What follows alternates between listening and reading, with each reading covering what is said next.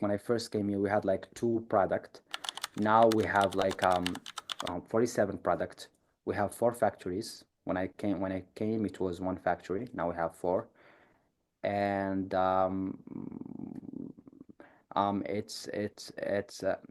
it's more expanding than it ever was, and the plan is to dominate the region.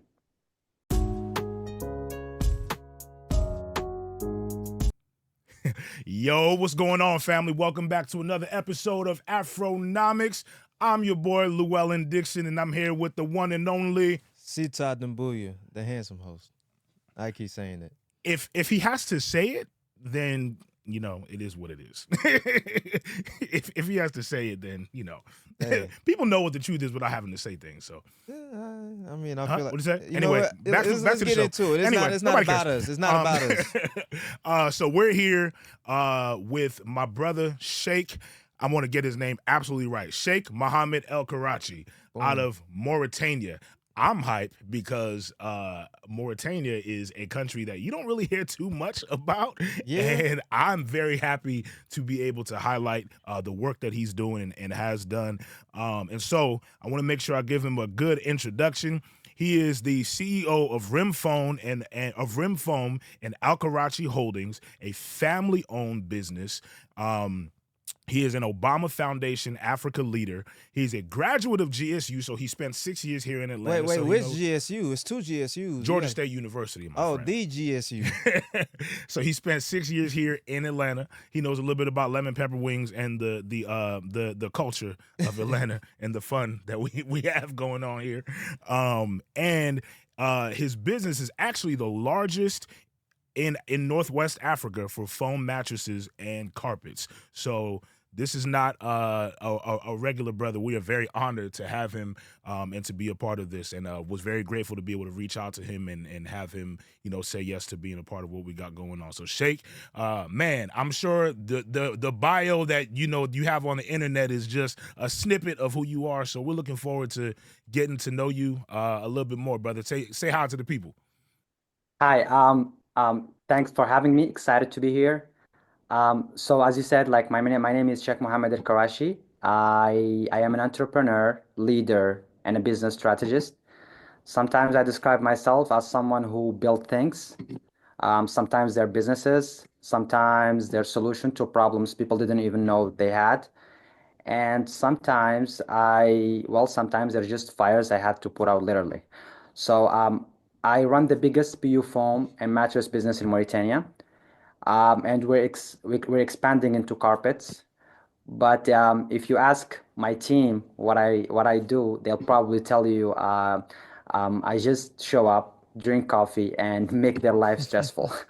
So in reality, I am obsessed with solving problems, growing businesses, and making sure every single thing we do is 10 times bigger than what anyone thought possible.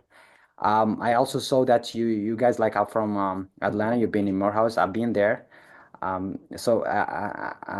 probably know I was raised in Mauritania, but at one point, life took me all the way to the U.S., where I lived in Atlanta, specifically in Chambly.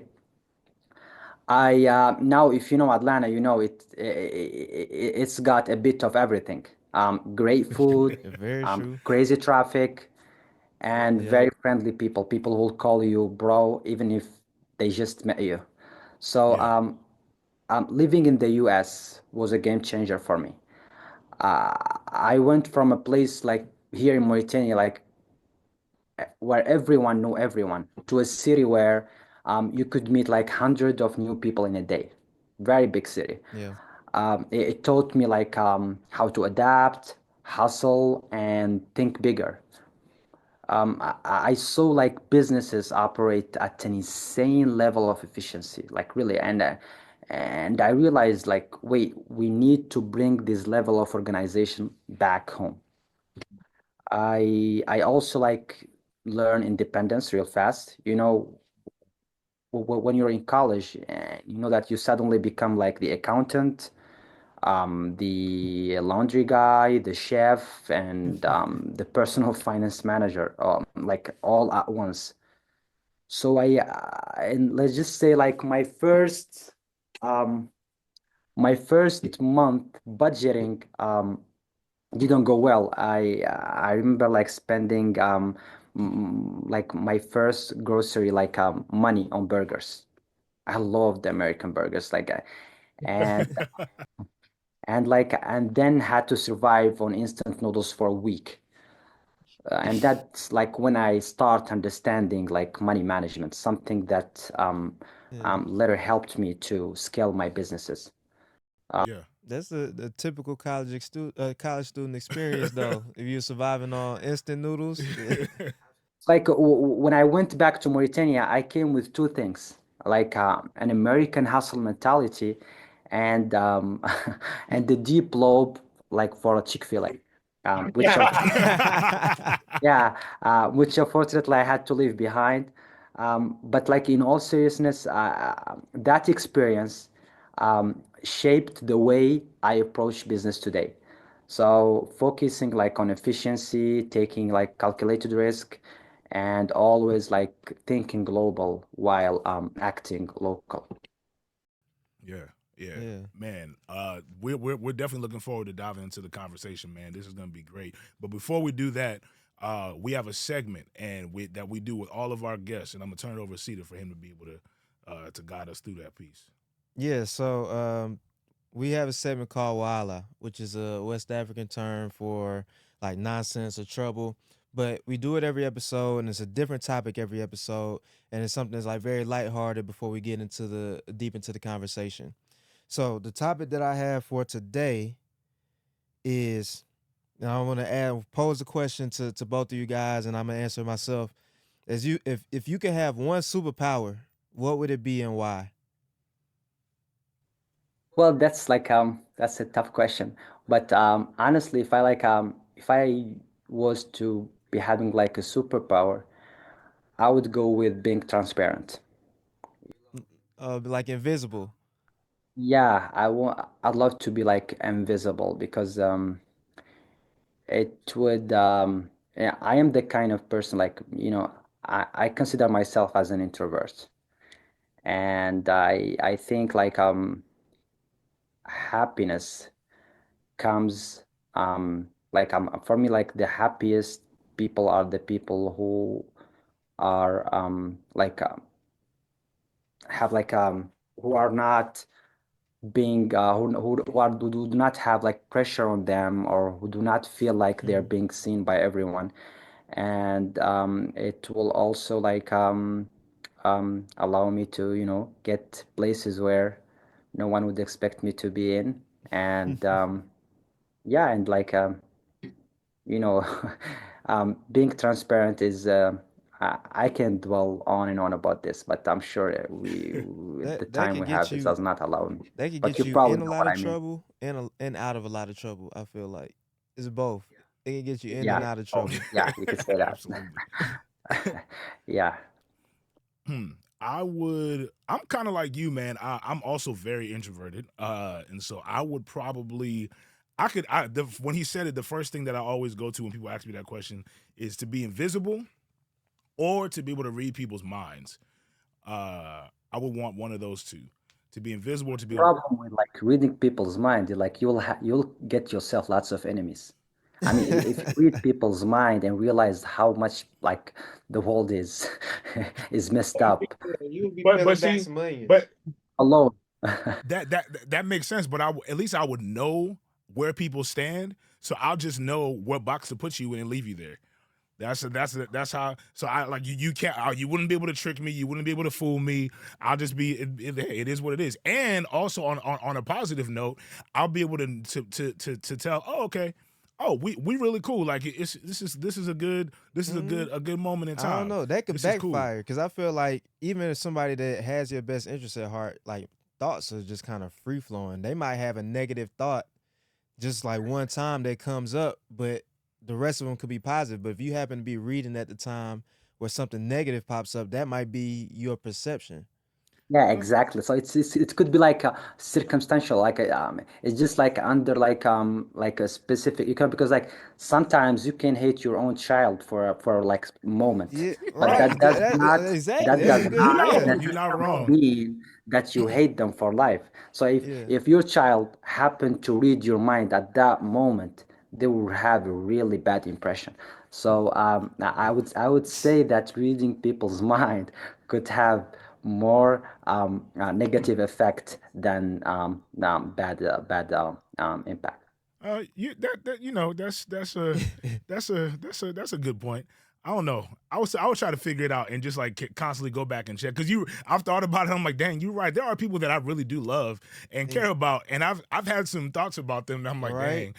dang, I hope that's something I would never ever tell them ever. No, you're not one of them. Actually, yes, you are. Yeah. For me, I always to me it's easy. I always want to be able to control time. So like pause time, go back and Like forth, Doctor back in Strange. time. I guess I don't know. I never seen the movie. I mean, that's a Uh, good way to say it because, like, if I control time, I would go back in 2010. I would invest in Bitcoin. exactly. I would do And I would be it. like the richest man now. Yeah. Right. I Yeah. would have put everything, just put it all on Bitcoin. Like I would have started a YouTube channel in like 2008 and just like we be going crazy right now. If I could Like go back in time, what would I do? I bet on every Super Bowl. Honestly, I if I could go back in time, I would go back to whenever they were deciding to divide up all my Africa parlays were and hit. blow up their meeting. I would go back to whenever they decided to divide up Africa and I blow up their meeting. Mm. The That would have saved up a lot of time. I would have definitely just blown up their Man, you meeting. don't know what the butterfly effect would do with that though. So You Yeah. might not have been born. it got, it Butterfly got Effect very is one of my favorite movies, actually. really. Yeah, it's one of my favorite movies because of that very reason. You never know how one little thing you did or didn't do has literally impacted your entire life for the rest of your life. Yeah. Like that random day you decided to wake up 10 minutes later rather than wake Yeah, up it at the could have time you were saved you. supposed to. It either saved your life or it caused you to miss an opportunity that would have changed your life for the better. You have no idea. Yeah, you never know. All right, so we got our three superpowers. What's our superhero group name? I was gonna say something wild, and Well, you know what I feel like you know what I was about I to say. don't know what you was gonna say. I don't know. But see, that's why we need the mind reader. Or maybe that's why we don't need to be able to read minds. I don't know what you was finna say, but you stopped for a reason. Let's just say it's a word that everybody can't say, but everybody in this room could say, and it starts with Oh the. yeah, yeah. Nah, we good on that. All right. End of the segment. All right, so Shaq, let's get into the conversation. So you already told us about your ties to the ATL to the 404. Or 678. No, nobody cares about 678. My phone number is 678, so I'm, I I'm, have to I'm gonna say look at the it. camera when I say this. If you have a 678 number, Wow, this is violent. you low key not from Atlanta. You gotta be 404. You gotta be 404. That's crazy. 7702, and then 470. Like dog, you Seven, you eight.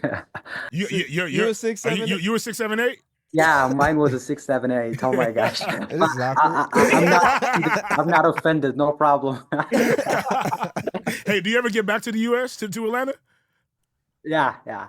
No, I've never like if I ever got back to the US after my graduation, no, Yeah. Oh, no, okay. Okay. I've Okay. never had the chance Okay. to go back there. Like, it's very far. Dang. That's fair. And they gave him a 678 number, so I wouldn't want to come back. I'd be mad.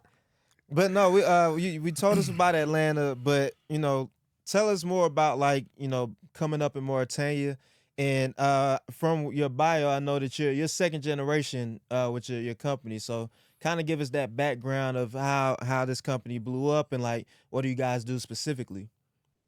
It's like I don't know. You probably I don't know because like very few people have heard of Mauritania. So I always like describe it as a hidden treasure, vast desert, stunning coastlines, and a culture that's like as rich as its natural resources. So life here is a mix of tradition and ambition. You've got like people sipping tea for hours, discussing like politics, philosophy, and football, or soccer, if you will. But at the same time, there is like a new generation, like pushing boundaries, like building businesses and making moves. So and so if the food, like let's say that if you haven't tried mishwi, like our local like under the stars, you haven't lived. That's for Mauritania. For like business here, I like I wish I could tell you I had this some grand vision and like from day one, but as you know, like no one wakes up and say I want to manufacture phone. That's just like not quite a childhood dream. I just happen to be a member of a family who is involved in the manufacturing business. Um, it was like one factory, I would say a small factory that produces two products, and the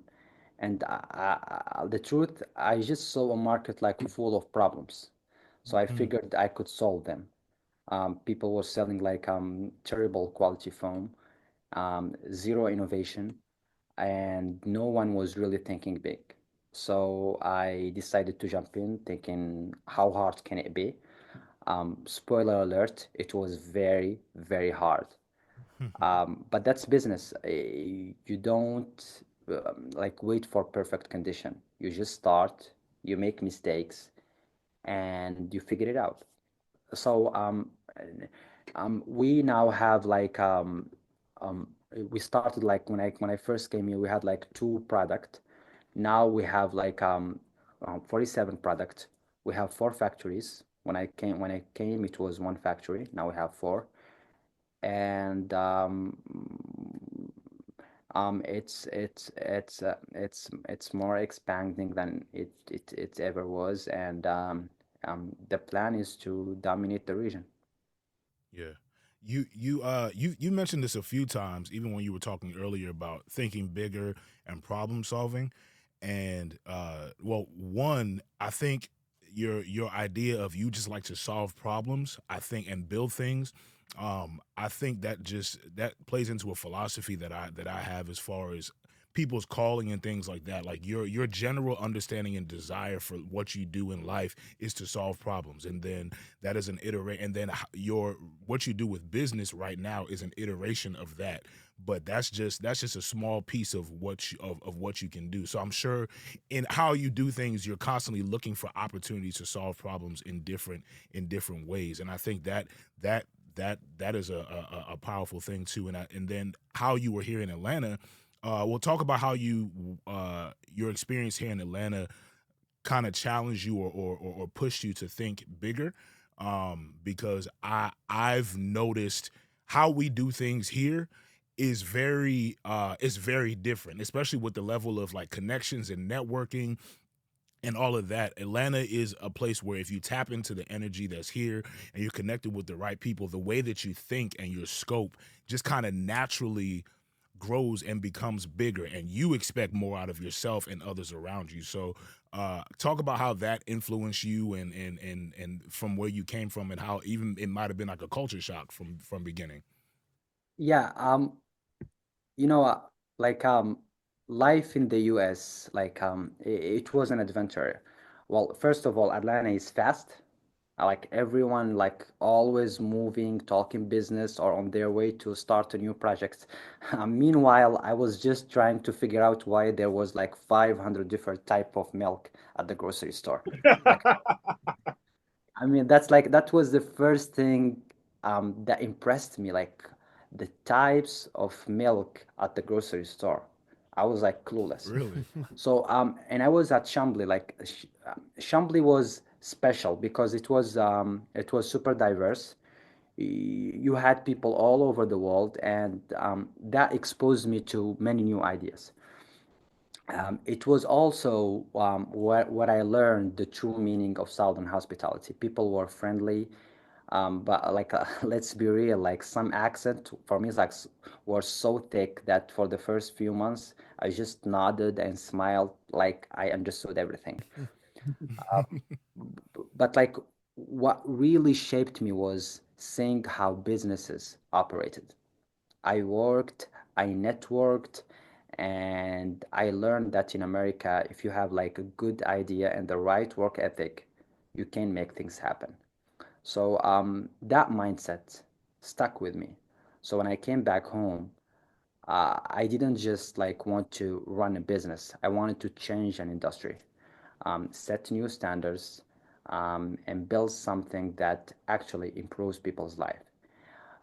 And oh, like let me tell you, like if you can survive American taxes, college deadlines, and trying to like parallel park in downtown Atlanta, as far as I'm concerned, you can survive anything. Yeah, I'm surprised you could find parking in downtown Atlanta, but we'll it was very hard. It was very hard. Yeah, Usually, and like they usually gonna charge you for it. you have to either wait. I mean, like there was this study that says like that in every 5 or 7 minutes on average, like a slot gets gets emptied. So it was based on that. I usually wait till, but it just depends on the area. It just depends on the area. Sometimes you have to go to the parking that where you have to pay.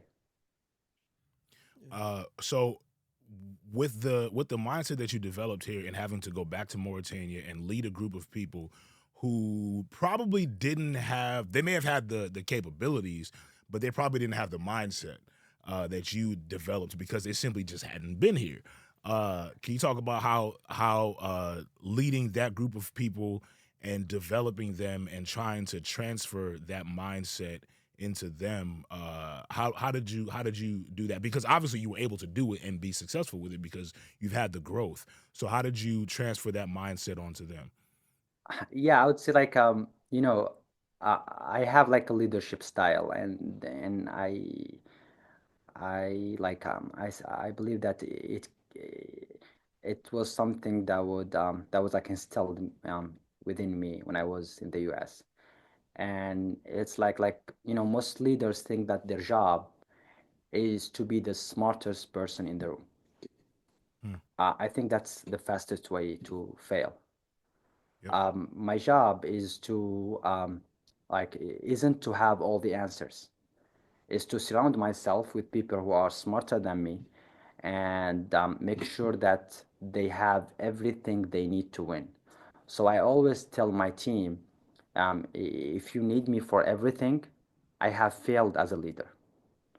Hmm. Like and like something that I did this is Gallup test. I don't know if you're like yeah, it Yeah. was through the help of Obama leader program. It says that I'm a mix of a visionary, a strategist, and motivator. So I see the future before others do. So futuristic is my top strength, and I'm obsessed with like efficiency, especially using the ERP that we have in like to basically automate business processes.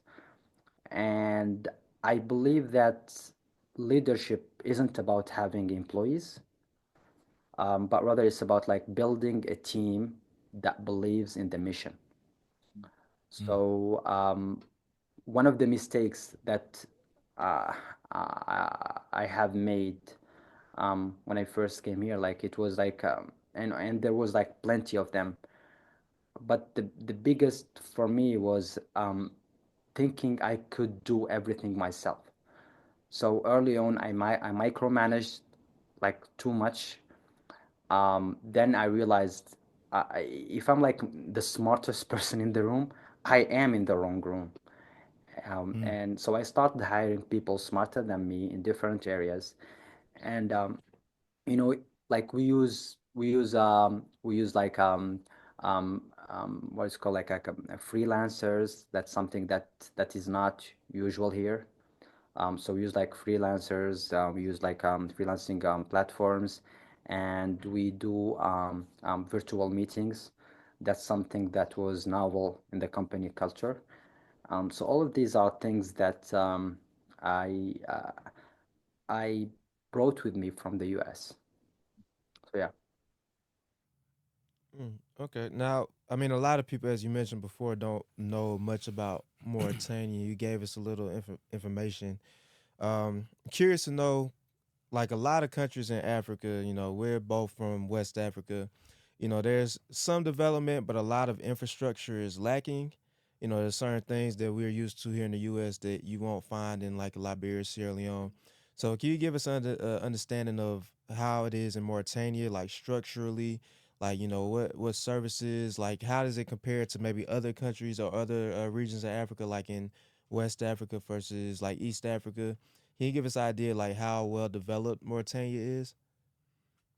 Well, Mauritania is like as it's like it's a West African country. As I said, like it's a country that very few people have heard of. One of the Mm, challenges um, I have here in Mauritania, and I have many, but it's like we have an infrastructure problem, like a really big infrastructure problem. mm, That is like it's a handicap for the sector to develop. Like the energy cost is very high, and um, the transportation of the goods um, is very costly compared to neighboring countries. So we also have a big problem, which is like a human resource problem. You know, having a skilled labor is one of the biggest challenges I had to face here in Mauritania. We people usually talk about the NEET, the people who are neither employable, or educated, or trainable. I don't know if you're aware, if you're familiar with that mm, term. We have a lot of NEET here in Mauritania. We have people who are not capable um, of doing like a very like any technical um, task, and that made us like we have to like most of our skilled labor is being imported, which has its mm, cost. So we rely a lot on foreign labor for technical positions, and we also like and I think that like these needs that I talked about earlier, for me, it's just like the tip of the icebergs because we have people here who have bachelor degree or more, and yet they're not capable of writing a report or wow. Mm, reading like or analyzing the report. So and that's due to the educative system that we have. So these have been challenges that I had to face here in my sector, and that's why we rely a lot on foreign skills, especially for the senior positions. So yeah, that's what that's pretty much the challenges that we and also like one thing is the if you will the bureaucratic obstacles. It's hard to get things done. It's hard to get things signed. So this has been one of the challenges that we had here. I like usually like when people ask me like about um, the biggest challenge here, it's I would say it's like how do you say it? Um, we have a very you people in the US complain sometimes about regulations. We actually here we think it's the opposite. We have a really big problem with regulations because like it's the informal competition is killing the market and it's keeping it from improving. Um, I would say for the challenges that if if entrepreneurship was an Olympic sport, um, me and my team would have medals in firefighting and crisis management. We have had like a cash flow problem issues. You know that feeling like when you probably know it. Like Yeah. if you've been a student, like when you check your bank account and it looks like a desert. That's what yeah, that's what happened when supplier demanded like payment upfront, but like customers delayed their payments. So Mm, we had to find a solution for this.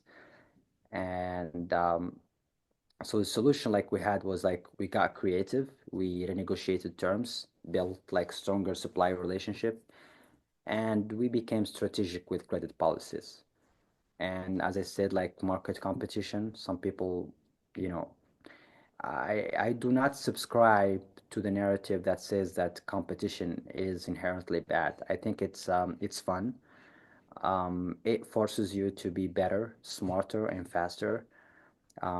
When cheaper informal competitors flooded the market, we did not drop prices. We increased quality and differentiated our brand. Like it's like the blue ocean strategy. We also had fire. We had two major fires in our facilities. mm. So that's when like I learned that in business, insurance isn't a luxury; it's a necessity. So yeah. Man, so I actually don't know much about the history of Mauritania. Like I know how Liberia got to where it is now, as far as the issues that we're having, and I know a little bit about Sierra Leone's background as well. How did Mauritania get to like? If you, I'm sure you know some of y'all history, or at least enough to be able to educate us. Tell us a little bit about like how it got to where it is now, because I'm sure it wasn't always in the situation that it is now. Well, it's a French colony. It got its independence on November 28th, 1960. Oh wow. Demographically, it's a relatively small country, roughly 4 million people. And the natural resources are abundant. We have ore, steel, you name it. But they're not. Well, we also just discovered natural gas, LNG here in Mauritania. It was being discovered by BP. So we have natural resources. We have like 70% of the population are young people, like have like less than 30 years old. We are also in like we're in a strategic location. Actually, uh, we are the closest African country to the U.S. geographically. Oh Like you really? said, Oh yeah. really? Yet there is no direct Yeah. flight due to the low traffic. We have like we have a lot of natural resources as I mentioned earlier, but the population is mostly like uh, they're not educated, if you will, and Mm, it's we started from scratch. Unlike many neighboring countries, who the colonies did not leave any infrastructure in the country, so the mm, independence was declared, or the first government meeting was declared under a tent. So there was like so Wow. it was like we really started from actually like the colonies did not believe that before they left, they did not believe that Mauritania could be a country because there is no signs of countries in this area. So that's why many countries wanted to annex it. So yeah, mm, but now it's starting to be more developed. We working on the infrastructure. We're trying to work on on educating people. I think things are starting to relatively get better.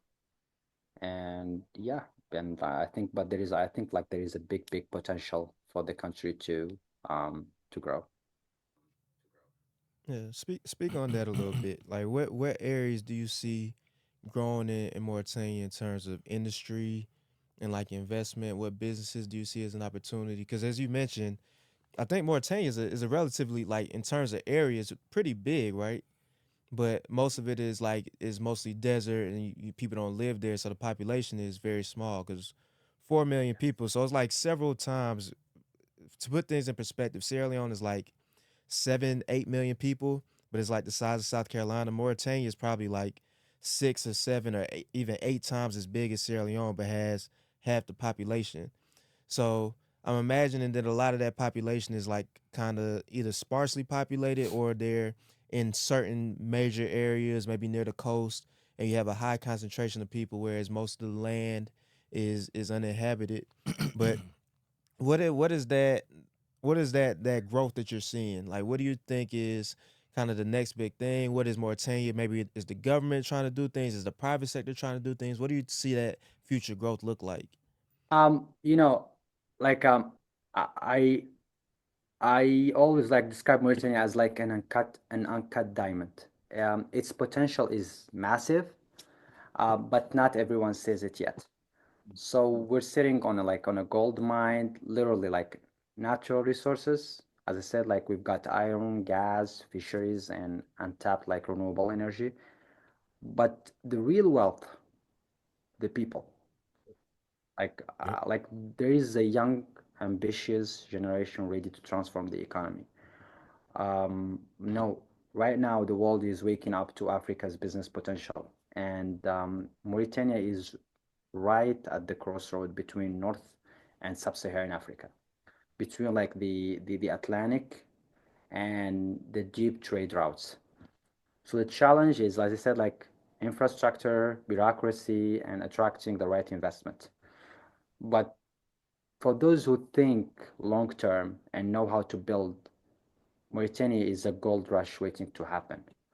And trust me, I know that I'm in the middle of it and building companies, creating jobs, and proving that success in Mauritania isn't just possible, it's inevitable for those who dare to take the leap.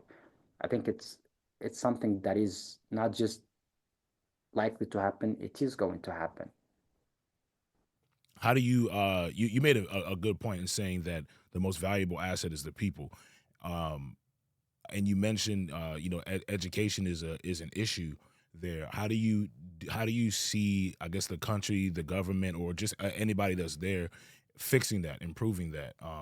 Is the education system, do you see it getting better or people taking steps towards that? Well, there for the like educating there has been many programs for educating people.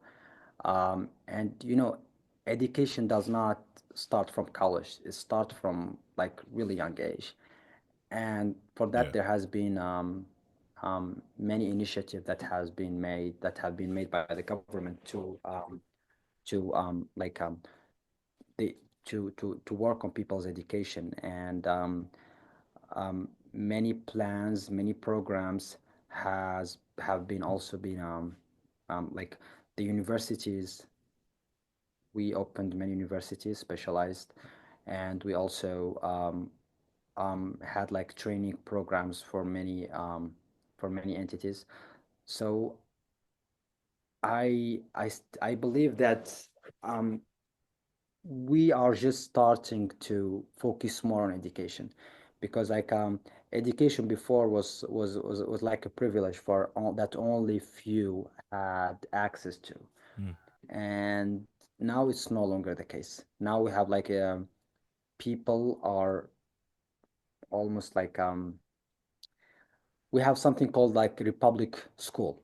Republic school is like where everyone has to go to the same school, whether regardless you're rich, you're poor, you're like regardless of your ethnic, your ethnic background, everything. You all need to, you must go to this school, and this is this put all people in this at the same level and get people to a point where they get equal the same level of education, and also put an end to the to what we usually like what people had here, like the rich are in a specific kind of schools and the poor are in a and that's what I hate about capitalism is that it creates gaps between people, and it gives access to only to it gives access to quality education, quality health, quality on to only people who are not relatively rich. So that's something that we Yeah. here are also adding to our lack of education here, fight here in Mauritania. Yeah. No, that's a great point, and that is one of the issues with capitalism. It creates a situation of the haves and the have-nots, and a lot of times, countries in Africa, they skew widely to the have-nots, and then you have very few people that are at the top that are being enriched. Even like foreign investment, a lot of times only benefits a few people, while most of the people in the country tend to suffer. Um, Now, with your company, how did you guys develop that? Like, how did your parents started this, and then you're taking it on to the next level? Like, how do you guys do things in a way where you make it equitable? Like, are you guys working to help create other entrepreneurs, or help even your staff be able to be in an economic situation? Like, how do you kind of help close that gap with the work that you're doing? Yeah, we I like personally I'm involved in like mentorship and community impact. So uh, I usually tell young people that that's something that I usually just tell people you need to forget about passion, solve problems instead, and passion is great, but business without real problem to solve is just a hobby. um, Yeah. and mentoring, and also the other thing is, unlike many local companies, we are ensuring that we are clean with the employees, because that's not something that's very frequent here in the country. We um, we are um, we are making sure that our employees have the best treatment that could ever be, not just what the law says, but we go beyond that. Um, Yeah. and because for business to succeed, you need to focus on two things: your people and your customers. And having and we are in a sleep industry. So one of the things that I'm like I'm I'm considering, or maybe I'm intending to implement in my factory, is um integrating I don't know if you're familiar of the concept of sleeping in the company that Google is doing it. Right. We Yeah. there is sleep. You probably know that sleep, we spend the third of our life on a mattress sleeping. So it has an impact not only on our quality of sleep, but also on our overall health. So one of the strategies we're trying to implement in our company is to have a place where people get to sleep whenever they want. And not only they have the right to do that, but they will be rewarded based on that. Because we believe that a good quality sleep has an impact on the productivity of the employees. Um, also, we are also the company has a percentage of the company that is dedicated to giving back to the community. And that was something that my late father made sure. He wrote it in his will that the community is has its shares in the market, in the company. So we have a part of the company that is dedicated to the community. So like we have like every year we make sure we have dividends that are um, dedicated to the community and giving back. So yeah. Awesome, man. Well, we got to wrap up soon, but got two more questions for you. First for me, um, what are your hobbies, man? What do you do for fun? What do you when you're not changing the world and solving problems and pissing off your employees and everything else? What do you do for fun? Yeah, like what I do for fun, I'm not a boring person, so I there is like many things I have this like always try to balance between like my personal life and business. So I always like for fun, fun for me is like a non-negotiable. I love adventures, traveling, learning new things. You know, I've tried like learning how to play guitar, cooking healthy meals. I've had like skydiving. I run marathons.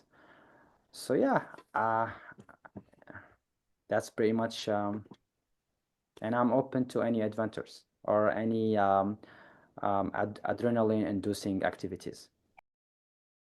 Have you ever gone into the desert? Yeah, from Mauritania, yes. So yeah, That's a regular thing. Man, I come to Mauritania. I want to go to the desert. I want to go to the desert. Yeah. you're Speaking more of than which, welcome to visit us. yeah. Yeah, man. So that one question we tend to ask guests is like for somebody who's maybe their first trip to Africa, and we could say Mauritania specifically. What would you recommend that they do on that first trip? Like Mauritania, Yeah, if they're coming to Mauritania. yeah, I mean like food is amazing. People are friendly. If you're coming here for infrastructure and modernity, you will not be impressed. However, if you're coming for like nature and experiencing a desert, um, um, like a desert like at atmosphere, you will be more than impressed. We have a really good desert, and we have like camels, great food, and y- What desert activities you got? Yeah, Like, can what do you? you do in the desert? You said we Yeah. have a good desert. What is a good desert? yeah, that's a good question because like I keep saying good desert, but I honestly like I don't know how to break that down. He's But like, you just yeah, got to be there. good desert for me is like a landscape. It looks good. You Okay. like especially when they're like there in the night. You have stars. You have like the moon. And like when you like to have fires, like and you're looking up at the stars. I Yeah. mean, the feeling that it gives you is so good, and the Mm. peace, the serenity that you have, Oh, I'm sure. like it's beyond amazing. I'm sure. I had the privilege of going to the desert here in Texas. We were in the desert, and we were a few miles away from the nearest piece of civilization. And man, it was beautiful. I didn't realize how many stars were in the sky. It was an amazing experience. So I can't imagine. Yeah, Amazing. yeah. Man, but thank you, brother. This was a really great experience, really great conversation. Any last words you want to say to the people before we go? Um, I would say take risk, learn from failure, always think bigger. And if you're listening to this podcast thinking I have an idea, but I'm not sure I can do it, trust me, you can. Start small, stay persistent, and one day you'll be giving advice on a podcast. There you go. My guy, there you go. Well, everybody, that's another episode of Afronomics. We're here with my man Cheikh Mohamed Elkarachi. I said that right. You got it? My guy. All right. Like, subscribe, tell everybody you know. We're going to Mauritania. I'll see y'all in the desert. Peace. Yeah. Thanks for having me. It was fun. I should do podcasts more often. You should. For sure, man. Thank you, bro. Bye. All